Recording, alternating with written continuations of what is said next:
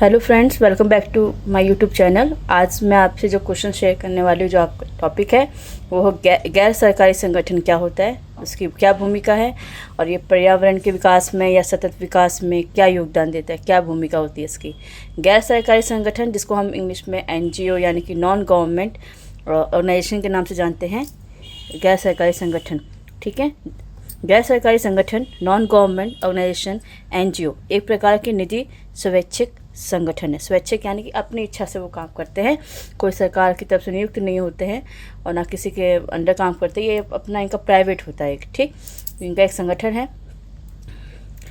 NGO शब्द जो है पहली बार 1953 में यूएन में उन गैर राज्यिक यानी कि नॉन स्टेट, यानी कि ये ऐसे संगठन होते हैं जो कि कोई एक सोवरेन कंट्री यानी जो कोई एक संप्रभु राज्य से नहीं होते हैं, कोई इनका उसकी तरफ से नियुक्त नहीं किए जाते हैं। ठीक, तो ये गैर राज्य यानी कि गैर सरकारी होते हैं। संगठनों के लिए प्रयोग किया जाता है जो यूएन एजेंसी आपको पता है, संयुक्त राष्ट्र संघ की जो एजेंसी है, जैसे WHO है, WOH है, ये सब ऐसी एजेंसियों के साथ मिलकर ये काम करते हैं। उनके संपर्क में आके यूएन का काम थोड़ा आसान करते हैं, थोड़ा अपने से नीचे उसके लेवल तक पहुंचाते हैं, उनके उद्देश्य और कार्यविधि में सहायक सिद्ध हुए।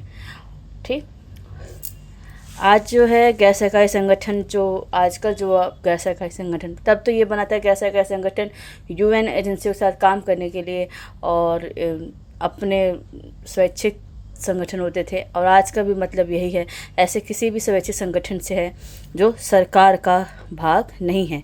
इसमें कुछ सामाजिक आंदोलन से भी संबंधित है। ठीक है, सामाजिक आंदोलन जैसे कि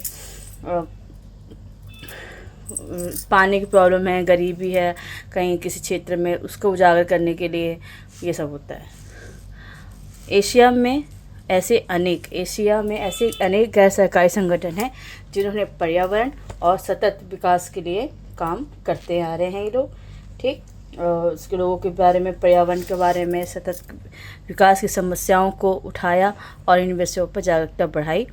और ऐसे कई संगठन हैं जैसे ऑक्सफैम है, केयर है, फॉर फाउंडेशन इत्यादि। ठीक, आगे चलते हैं। तो ये गैर सरकारी संगठन विभिन्न क्षेत्रों जैसे स्वास्थ्य, परिवार कल्याण, मानव संसाधन विकास, महिलाएं, शिक्षा, सूचना, पारिस्थितिक जैव विविधता, संरक्षण, ऊर्जा इत्यादि में सरकार और अंतर्राष्ट्रीय एजेंसियों की सहायता से ये कार्य करते हैं, जो भी गैर सरकारी संगठन होते हैं। ठीक, ये अपने जो जितने भी इनके लेवल पे होता है, जितना इनसे हो सकता है, उन पे ये लोग जो है जागरूकता लाने की ये कोशिश करते हैं। एशिया के दो सबसे बड़े सरकारी गैर सरकारी संगठन कौन सा है? एक है ये सर्वोदय श्रमदार आंदोलन, ठीक, SSM। ये हुआ था 1950 में, इसकी स्थापना हुई थी श्रीलंका में। किसने की थी? A.T. अरिया रत्ने ने। ठीक है, किसने की थी? श्रीलंका में है ये, एशिया का बड़ा सबसे A.T. अरिया रत्ने ने इसकी स्थापना की। बांग्लादेश में ग्रामीण विकास, एक दूसरा जो सबसे बड़ा गैर सरकारी संगठन है एशिया का, वो है बांग्लादेशी ग्रामीण विकास समिति। ठीक, BRAC, रूरल एडवांसमेंट कमेटी। इसकी स्थापना FH आबिद ने की थी। ठीक है, इसमें बांग्लादेश के 15,000 से भी ऊपर जो है इसमें ग्रामीण क्षेत्रों में काम करते हैं। ठीक, इस समिति में, और जो SSM है इसमें 8,000 लोग जो है, गांव जो है इसमें के लोग कार्यरत हैं। भारत में भी स्वैच्छिक कार्य 19वीं शताब्दी में शुरू हुआ है, जब अंग्रेज यहाँ पे थे। ठीक, उनके ब्रिटिश के खिलाफ जागरूक हुए कई क्रांतिकारी के सामाजिक आंदोलन, कई सारे संगठन, सुधार के आंदोलन साथ शुरू हुए। 1950 में दशक में सूखा के लिए, बाढ़ के लिए, अन्य समस्याओं से पीड़ित लोगों को राहत देने के लिए अनेक स्वैच्छिक संगठनों की स्थापना की गई है।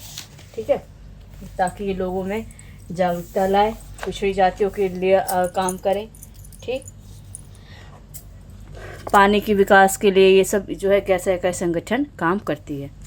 1970 के दशक में सामाजिक कार्य समूह यानी कि सोशल एक्शन ग्रुप नाम का एक नई तरह का एजेंसी उभर के सामने आया, इसमें कुछ 4 या 5 महिलाएं जो होती हैं, महिलाएं या पुरुषों का एक ग्रुप होता है जो निर्धन और प्रताड़ित लोगों की सहायता करते हैं।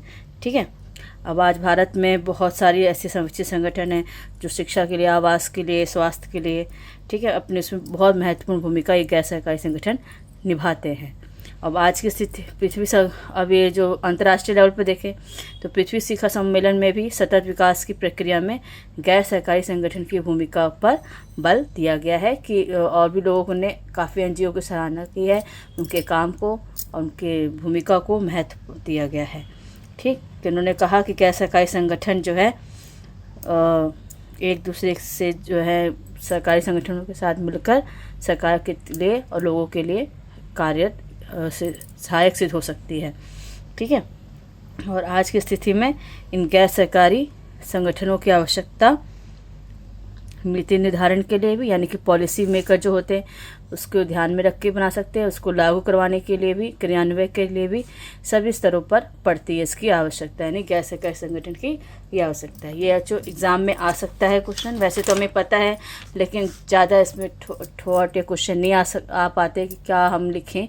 ठीक है, ऐसा इतना पता है कि ये एनजीओ होती है, क्या काम करती है, क्या क्या एग्जाम्पल है इसकी दुनिया में, अंतर्राष्ट्रीय स्तर पे क्या है, भारत के लेवल पे क्या है, तो ये सब आप मिला के जब आप आंसर लिखोगे तब आप एक बढ़िया आंसर तैयार होता है। ओके स्टूडेंट, आज के लिए